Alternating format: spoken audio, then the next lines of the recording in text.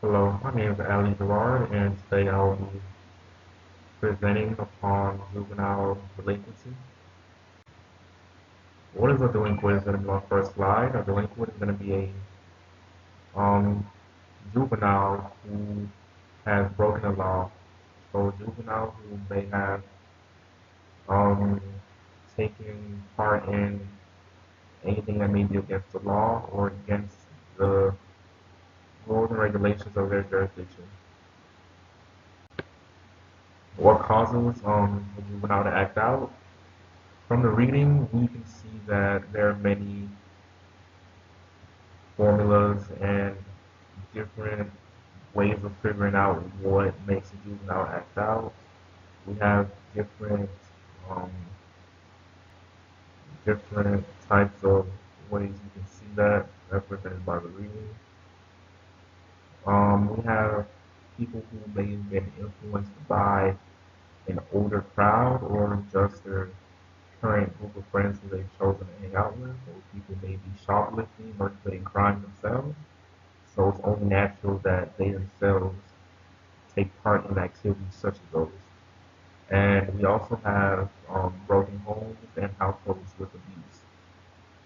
Those create juveniles because um, the children who come from those households, whether they are abused or are witnesses to the abuse, they usually tend to act out and break the law in order to receive help or even attention from their parents where they may not be getting it from just being around.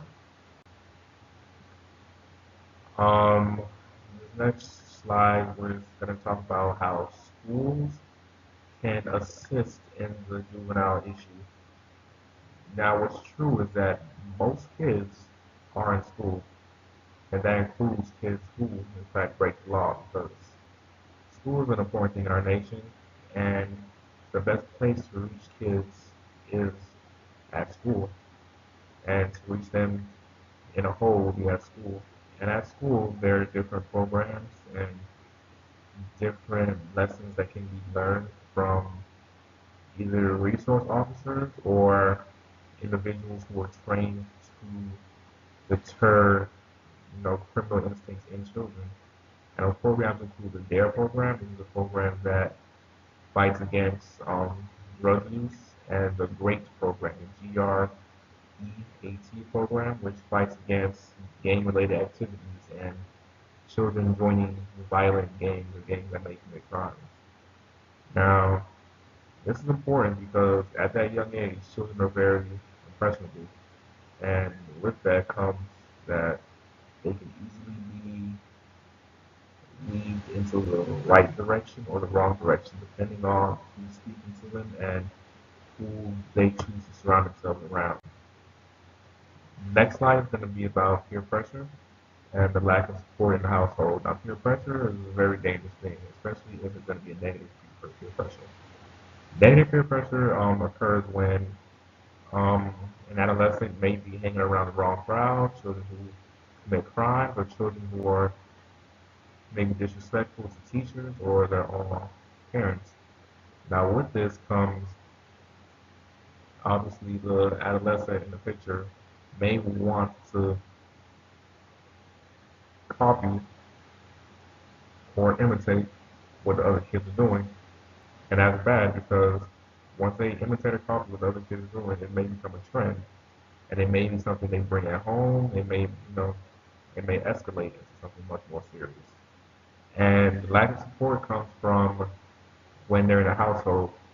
Now, it's very important for parents to, provide children with love and support, and without that, they will most likely attempt to try to find that support and love somewhere else, which may lead them to joining gangs because gangs they become way, way, way more attractive when you're missing something in your life. A gang could fill that void, and for children, it's very easy to join gangs because gangs they like to recruit young because of the fact that children won't be punished as harshly as adults and they haven't committed crimes.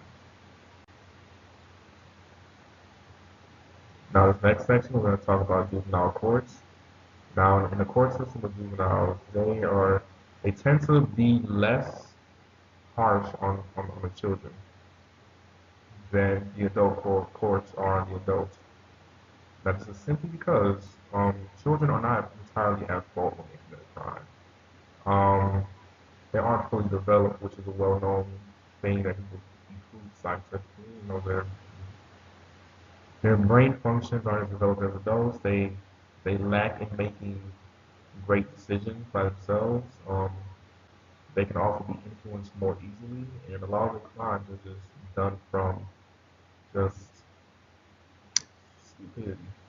So because of that, there are a lot of programs and alternative sentencing methods that are used in juvenile courts in order to properly adhere to the children who are brought in there. Now, with the juvenile courts, the way the process goes is an arrest is made at first. A child is caught committing a crime, so then they are arrested for whatever they're doing, and then after that, their case gets brought to a judge. Now, that judge has the power to bring it to an adult court if they choose to do so. And in these cases, and for that to happen, the charge has to be really serious. Let's say a murder or something of that sort. And that will be more adequately handled at an adult court. And then you have your repeat offenders or children who are maybe about the age out of that system. In those cases, may be brought also to an adult court. It's all up to the judge who will open the case. Now, if the case is, um, if it fits, the mold that it can be handled in a juvenile court, then it will be pushed through a juvenile court with that judge. And now from there, all the facts are presented to the judge, evidence is provided, and after that, the juvenile is able to get sentenced. Now, it's important to have a difference in the courts because in adult courts, prison is, you know, the more likely punishment for someone who goes through that court system. And prison isn't always the best option.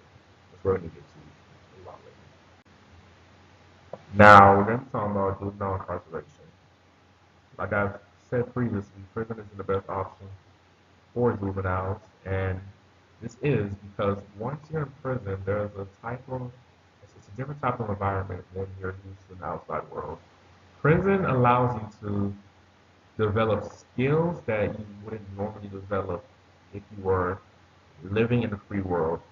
Prison forces you, it hardens you in a way. It makes you into a criminal in some cases. Prison is a very dangerous place. It makes you think dangerous thoughts, and because of that, you may be more inclined to join a prison gang, which may encourage you to commit more um, illegal activities while you're actually in prison. And when you're out, you still may be a part of that gang. It may require you to perform illegal activities while you're out. So that's why prison isn't the best option for adolescents because they can be influenced to do a lot of different things. And with those type of characters that are in prison, it's best to have the two separate. Now, prison can sometimes be good for a certain type of juvenile because prison can actually scare a juvenile straight. Now, this will only happen if a juvenile may be a repeat offender or something of the sort, where they've been through all the different programs and nothing seems to be working. So prison is, or incarceration is basically the last option that would be presented to them. We're going to talk about the different juvenile programs that are available. We have training schools, boot camps, different types of centers and facilities that hold juveniles, and they are all tailored to different types of juveniles, depending on the crimes they committed or their age. Now, boot camps, those are facilities that are for juveniles who it may not have been their first offense, could be a second offense, or it could be their first offense. But those facilities basically put juveniles through a lot of tedious work. Um, they perform a lot of chores, a lot of um, physical labor, and just a lot of work so that they get to see what happens when they break the law or commit crimes. And sometimes it works, sometimes it doesn't. And we also have um, the different wilderness programs, and those basically are similar to boot camps but less harsh. Now, I'm saying less harsh because the work is less intensive. Now, what they do there is they pick up debris, trash, limbs, trimmings, cut grass, cut weeds. They do more yard work than anything in local parks and different things of the sort.